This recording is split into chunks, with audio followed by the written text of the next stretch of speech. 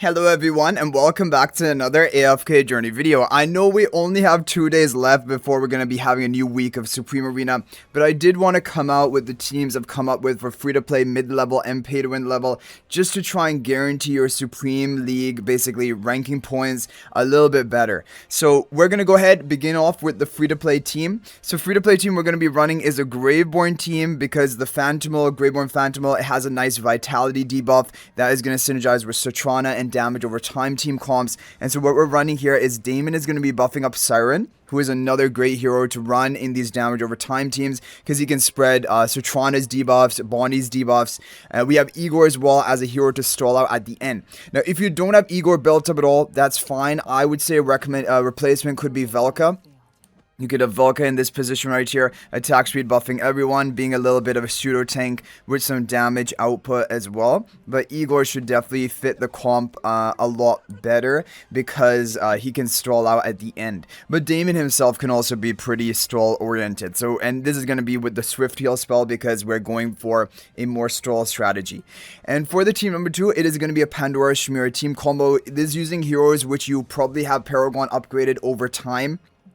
And it still is strong. The map effect is going to provide more defensive buffs basically to hopefully ensure that your Pandora lives, because that's really important. You want Pandora to live until your hero, which is Shamira, coming out of the box. So again, we're using the Graveborn Phantomal, which is going to be one of the priorities to upgrade for PvP, especially for the free-to-play level of teams. And Nero is going to take a Lily May interruption, and Kalling is going to be the best tank definitely. However, if needed, you can run Thorin, in which case I would probably have Thorin protecting the Pandora because it's just really essential that she survives.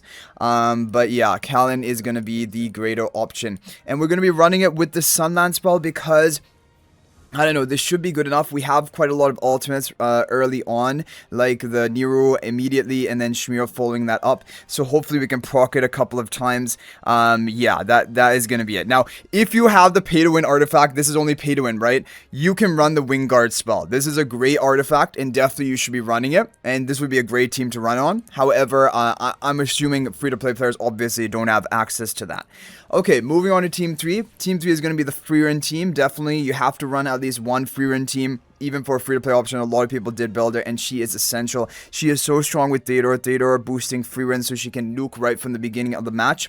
And also, though, on this team, we have Hugin. Hugin potentially, if he charges energy fast enough, he can take an enemy Lily May interruption. He's also going to be providing a temporary buff to Lily May and Ravion, further buffing up Lily May and Freerun so they hit even harder. That is a whole team game plan, and it's using heroes which free-to-play players are prioritizing and building up. Now, definitely, there are good options to replace Hugin for. Solis is a great option, and even if you do have Solis, you can actually even slot Himmel in here if you would like, because by using this position you're going to be able to get the heroic party buff of Himmel having a support in the back.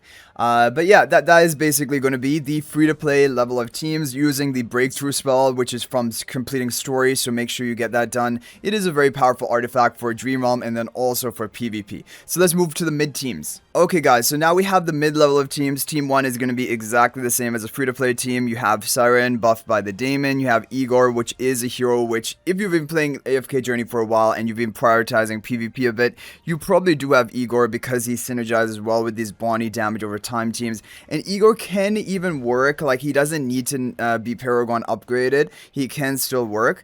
Basically just as the stall factor for this team with the Swift Heal spell. Not much more to talk about here. So team number 2 is going to be our Freerun team. We have Theodore boosting Freerun, so she can get off an ultimate quickly. We have Himmel as well, because as a mid-level, you probably have Himmel at Supreme Plus, which is enough for you to actually use him. And if he's Paragon, that's even better. And you probably have Solis as well. And this core is going to be really good. Solis is going to provide the survival and attack buff. And Himmel is going to be, you know, getting the heroic party buff effect positioned right here. And we have Iron as well for a couple of reasons. Number 1, he can take an enemy Lily May interruption. Number 2, he can provide a crowd control. And this map effect, the crowd control is really basically, it is compensated well because it will cause them to take true damage and also cause them to lose a stack of their protective buff. So you hit harder. So that is why we're opting. And but just in general, Iron is good for this team because he can take the Lily May interruption, allowing your Freerin to go off freely. And this is going to be with the Sunland spell because we have a lot of ultimates going off quickly in the match. And then we have the Perseus Lily May Ravion comp, which is always a solid option. Positioning is a little bit awkward, but not honestly too bad. Zandrok is going to be temporary buffing our team. Ravion buffing up your Perseus and Lily May in the back. Leica for another temporary buff on the team. Now, people were wondering, can you replace Leica for Parissa now with your Supreme Plus skill upgrade? And you can.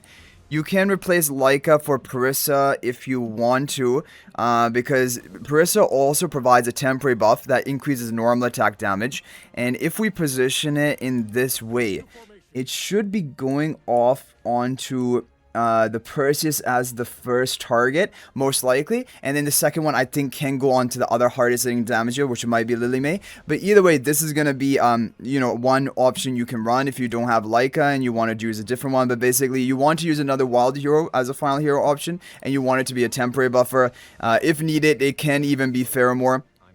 He provides a temporary buff, but Leica is going to be good because she buffs everyone on the team, and Pheromore is a single target.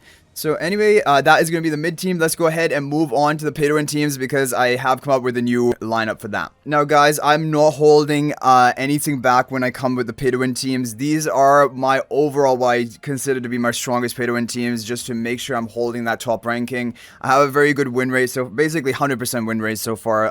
No one has been able to break through it, and people are attacking with Paragon 4 meta teams and things like that. So what we have here is we have Ulna buffing Gwyneth, then we have Alice further buffing Gwyneth, another life, and also prioritizing a backline target. We have Kulu for the range defense buff in the wall, and we have Callan for massive more protection, basically. And then then we have the artifact version of Callan, which is the Wingguard spell, because it also will take damage from your allies, reducing the damage they take, range defense, and things like that, and it increases your attack.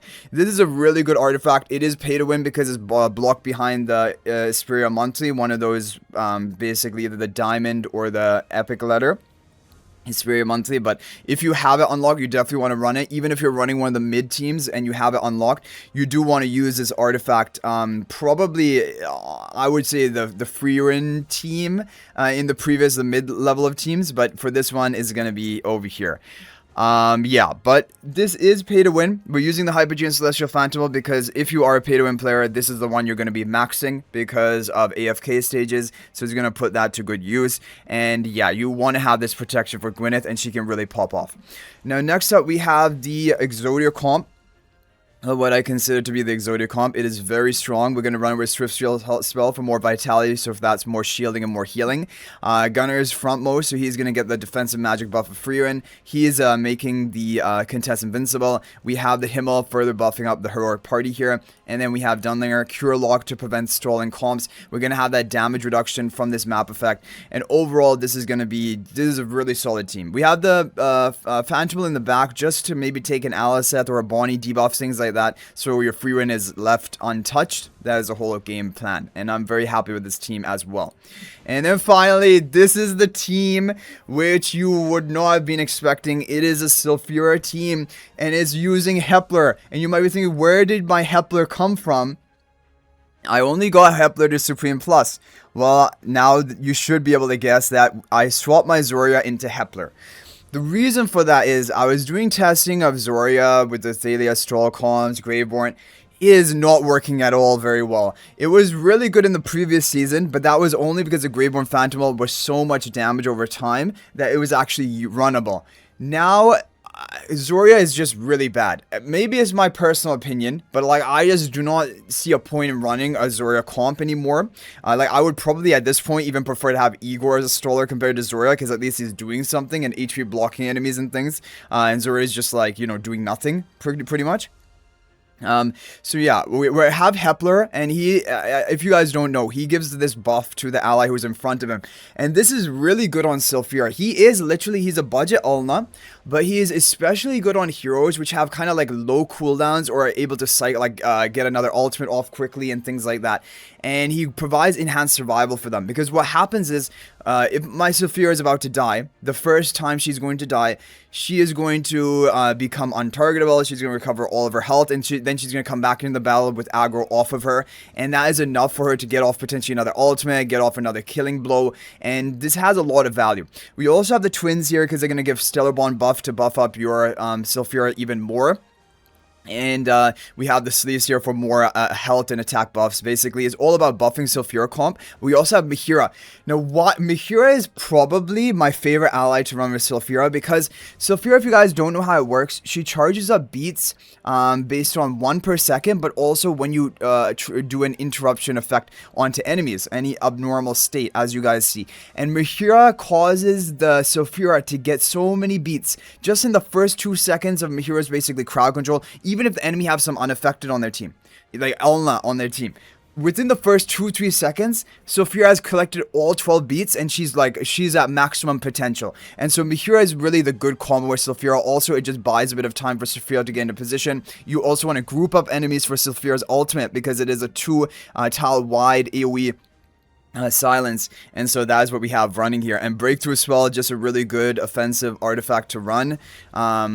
Yeah, I mean, you could probably run Sunlance as well, but Breakthrough does seem to be better. And yeah, overall, guys, now I am very happy with my lineup of pay-to-win teams. I think literally I did a lot of testing with the heroes that are currently available. I think that this is the best 3 teams overall. And as you guys are seeing here, Athalia is not in it. And really, I just feel so conflicted about Athalia. I think that players who do have Athalia built and they're like kind of like mid-spender or low-spender tier, they can make use of her. But when you talk about having all the options available to you, Athalia just doesn't do enough, in my opinion, anymore. Or maybe I haven't found a great way to make her work to be able to compete with the other top tier of what we're facing. But like a team like this has massive value, and the other 2 teams here, I'm just overall really happy with all 3 teams. I don't think I've been this happy with a set of even pay-to-win Supreme Arena defenses for probably at least 4 or 5 months, because I just really feel like we have 3 great teams, 3 great win conditions, and all great things going for them. And yeah, and you guys, if you want to know exactly like my level of investment into this, like in terms of exclusive equipment leveling, you're going to see that your damage dealers, which are the hyper carriers, which are going to be Gwyneth, Frieren, and Sylphira, those will be the ones who want level 4. Apart from that, your key support heroes can also take the level 2, like Twins, because the support buff is really good. Celeste, I took Contest all the way to level 4 because she's just honestly one of the best heroes in the game right now for both Dreamwell and PvP. And then the other like really good tech options for PvP, level 2 is good. Elna, Gunner, Dunlinger, they don't need to go beyond that. And then these other heroes like Himmel, you know, your Hepler, Mihira, Kulu, even Kalin, these heroes don't really need any higher level of upgrade. They're basically there for their tech role. They're there to support the team. And as long as, and after they've supported their team with their initial round of whatever they had to do, it's fine if they die. And they're probably going to die whether you have them level 2 or not, right? So it doesn't make much of a difference. They've done their job, and that is it. So that is why this is what I'm running. This is my level of investment. I still have Slumber Essence spare, but I'm not going to use them until I really have a good priority to be upgrading. I was really thinking about Athalia, but like honestly, I don't think she's worth it anymore, at least for me. I may do Marcel, because eventually we're going to have to come up with 5 teams for the Supreme League, and this is only 3 teams. 3 teams are looking really good, but 5 teams is going to be rough. It's going to be tough, and I also upgrade my Hugin level 2, because I do think that I'm going to be using him in PvP. Like, probably if I'm using Marcel, I'll probably use Hugin. Obviously, I don't really have good enough leftover options for the final teams, but hopefully they will do somewhat decently. And so for Hugin, Siren, Lightbird team with Marcel might be what I end up running for a 4th or 5th team. Anyway, guys, that is going to be it for this video. Hopefully it's helpful. Let me know your thoughts about all of this in the comment section down below. If you have any other formation ID, set of teams which are working for you, feel free to copy and paste that formation ID in the comments. It could help others out, or it's interesting at least for us to see. Thank you guys for watching. I'll hopefully see you in the next video. And if you're thinking about making a purchase in AFK Journey, please use my affiliate link for the official Farlight store. This is the best way you can support me and also gain 5% bonus dragon crystals on your purchase. My affiliate link is in the description of this video in a pinned comment. And you can actually bookmark this link in your browser, and whenever you're planning to make a purchase, just return to the bookmark link and make your purchase. It will support me and be greatly appreciated. So thanks for watching. I'll hopefully see you in the next video, and until then, everyone, peace out for now.